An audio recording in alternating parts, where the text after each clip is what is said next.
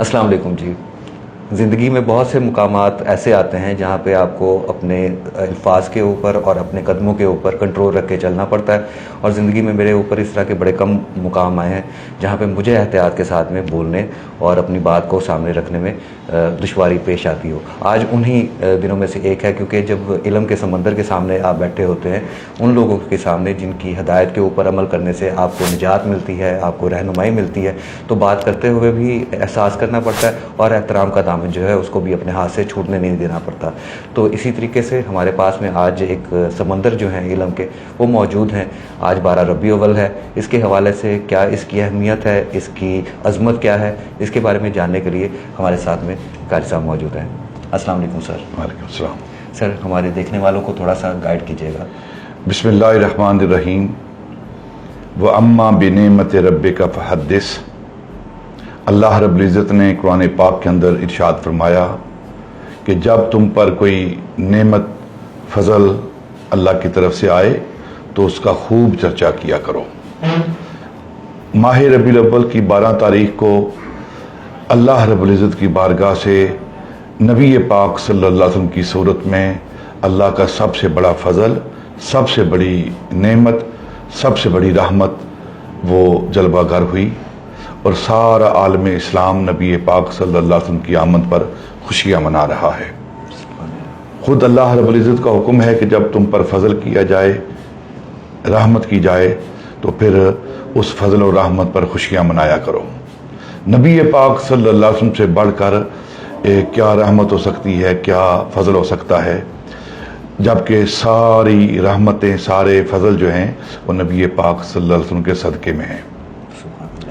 آپ اس کائنات میں جلوہ گر ہوئے، تشریف لائے، پوری انسانیت کی طرف آپ آئے ہیں، صرف مسلمانوں کی طرف نہیں آئے. خود اللہ رب العزت قرآن پاک کے اندر ارشاد فرماتے ہیں وَمَا أَرْسَلْنَاكَ إِلَّا كَافَّةً لِلنَّاسِ. آپ ساری انسانیت کے لیے آئے ہیں. تو خصوصی فضل ہوا ہے مسلمانوں پر، ایمان والوں پر، جنہوں نے نبی پاک صلی اللہ علیہ وسلم کو آپ پر ایمان لائے ہیں، آپ کی غلامی کو قبول کیا ہے. اب امت مسلمہ کو چاہیے کہ اس فضل پر، اس رحمت پر خوب خوشیاں بھی منائیں، لیکن جو طریقہ اسلام نے خوشی منانے کا دیا ہے اس کے مطابق کریں. ہاں، جو طریقہ اسلام نے خوشی منانے کا دیا ہے وہ کریں، نہ کہ اپنی سوچ کے مطابق، اپنی فکر کے مطابق ہم خوشی کا تعین کریں. عید الاضحیٰ آتی ہے تو یہ خوشی کا دن ہے، تو اللہ رب العزت کے محبوب نے ہمیں خوشی منانے کا جو طریقہ ہے وہ بتا دیا ہے کہ آپ کی خوشی کیا ہے. آپ اللہ کی بارگاہ میں سب سے پہلے سجدہ ریز ہو جائیں، اس کے بعد قربانی کریں اور اپنے معاشرے کے غرباء مساکین کا خیال رکھیں. اسی طرح عید الفطر آتی ہے تو اللہ کے محبوب نے ہمیں خوشی کرنے کا طریقہ بتا دیا ہے. وہ کیا ہے کہ آپ اللہ کی بارگاہ میں سجدہ ریز ہو جائیں اور اس کے بعد صدقہ فطر ادا کریں، جو کہ معاشرے کے غرباء اور مساکین کے لیے ہے. یعنی مسلمان کی خوشی کیا ہے، اسلام جو خوشی کا حکم دیتا ہے، خوشی کیا ہے؟ مسلمان کی خوشی یہ ہے کہ معاشرے کے غرباء، مساکین اور معاشرے کے ایسے لوگ جو نادار ہیں ان کے ساتھ اپنی محبتوں کا اظہار کرے. یہ اسلام نے خوشی کا تصور دیا ہے. تو اگر کسی کا دل دکھانا ہے، کسی کو تکلیف دینی ہے، تو یہ اسلام ویسے بھی اس چیز کو پسند نہیں کرتا.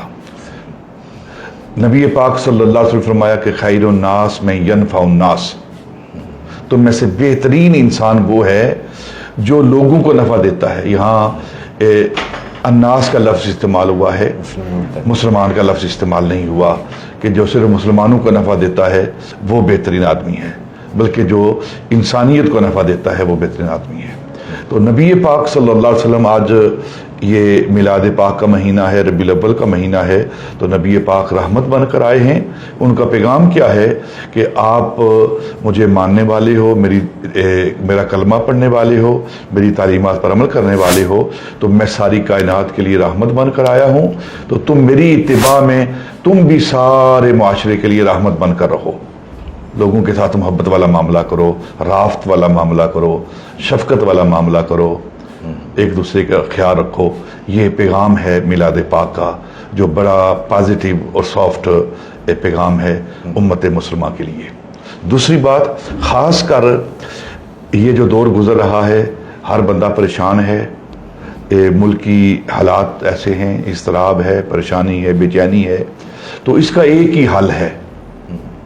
یہ جتنا بھی اضطراب ملا ہے، لوگ دین سے دور جا رہے ہیں، اور جتنا دور جا رہے ہیں اتنا ہی اضطراب بڑھ رہا ہے، اتنا ہی اضطراب بڑھ رہا ہے۔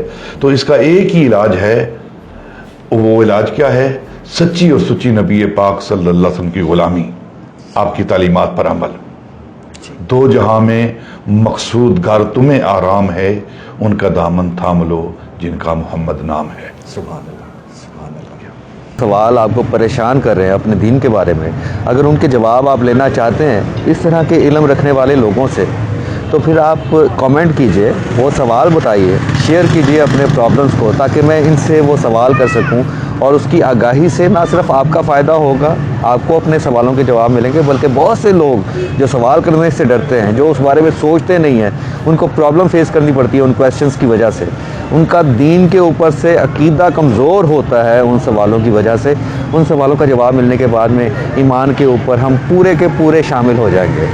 اپنے کامنٹس کے تھرو ہمیں ضرور بتائیے گا کہ ہمارے پروگرام میں کس قسم کی کمی ہے اور کون سی چیزیں ایڈ کرنے سے آپ کی زندگی میں بہتری آ سکتی ہے۔ مزید اس طرح کے ویڈیوز دیکھنے کے لیے، میری موٹیویشن میں اضافہ کرنے کے لیے لائک کیجئے میرے چینل کو، سبسکرائب کیجئے اور فالو کیجئے، شیئر کیجئے ان ویڈیوز کو اپنے دوستوں کے ساتھ میں، تاکہ ان کی زندگی میں بھی پازیٹیوٹی آئے اور بہتری آ سکے۔ اپنا خیال رکھیے گا، دعاؤں میں یاد رکھیے گا۔ عقیل عباس کو اجازت دیجیے گا، اللہ حافظ۔